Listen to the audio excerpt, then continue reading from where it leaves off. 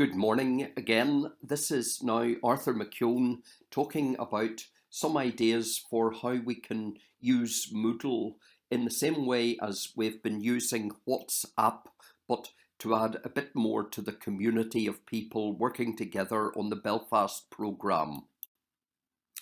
I want to give you some practical guidance on how you can register for a Moodle account and indeed enhance your own CV with an important skill, as Moodle is used extensively in many language schools around the world.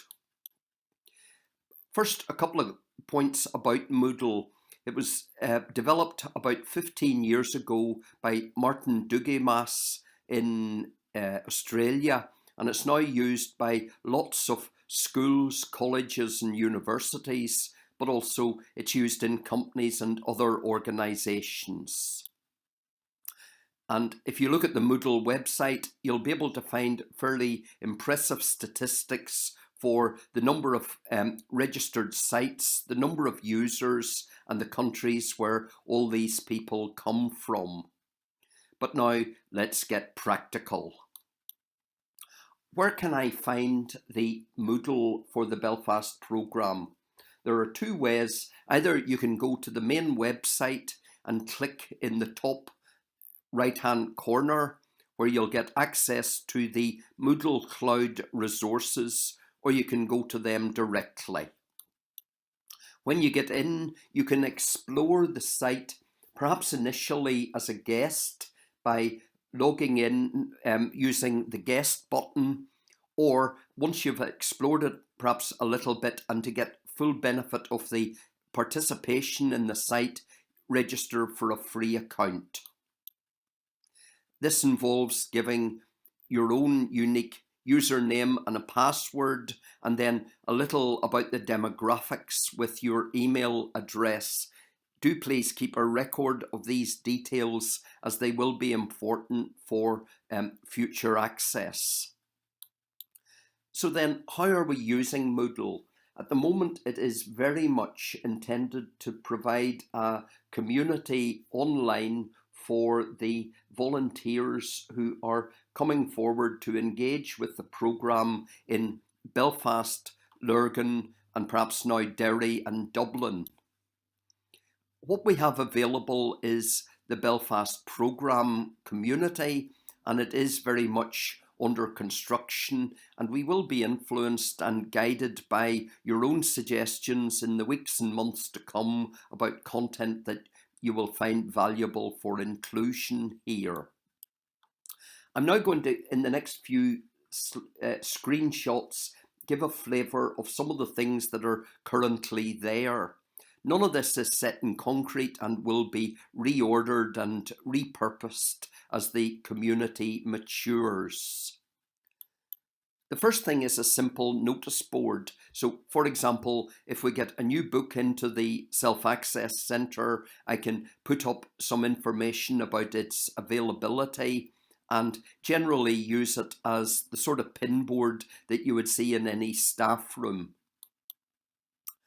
The second thing is rather more participative, where there will be a series of options to engage in discussions like any other forum using the Moodle environment. For example, the Christmas lunch, introducing yourself, or some ideas for the syllabus. This Christmas lunch, I use it as a timely example where, as you can see in the bottom right-hand corner, it's possible to post a message and then edit it, or indeed reply to it or comment on it. The next example is a rather more substantial opportunity for each individual in the different places to introduce themselves and say a little bit about their own background. A brief but sufficient contribution here will be appreciated. A rather more substantial discussion is an example here of things that we've been talking about as possible topics for the podcasts, multilingual podcasts about Belfast for beginners. Now, perhaps the final thing to be aware of is big blue button, which you'll see embedded in Moodle.